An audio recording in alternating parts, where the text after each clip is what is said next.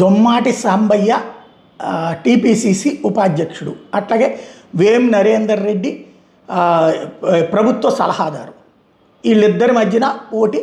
ఇద్దరిలో రాజ్యసభ సీటు ఎవరికి ఇస్తారు? 2 రాజ్యసభ సీట్లలో ఒకటి వచ్చేటప్పటికి అభిషేక్ మను సింఘ్వికి, రెండవది వచ్చేటప్పటికి ఎవరికి ఇవ్వాలి అనే దాంట్లో ఈ ఇద్దరు పేర్లని అధిష్టానం పంపించింది. ఇక్కడ ఆంధ్రప్రదేశ్లో వరలరామయ్యని అడ్డం పెట్టి కనకమేడల రవీంద్ర కుమార్కి ఇచ్చారు.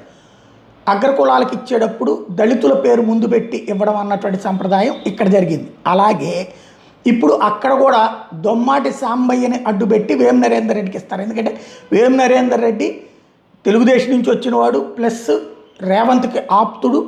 ఓ రకంగా అతనికి ఎమ్మెల్సీ టికెట్ కోసం డబ్బులు ఇస్తూనే ఆనాడు అరెస్ట్ అయినటువంటి సందర్భం కానీ, జైల్లో ఉండాల్సినటువంటి సందర్భం కానీ, ఆ తర్వాత రేవంత్తో పాటు అతన్ని కూడా వేం నరేందర్ రెడ్డిని కూడా తెచ్చేసుకున్నటువంటి సందర్భం ఉంది.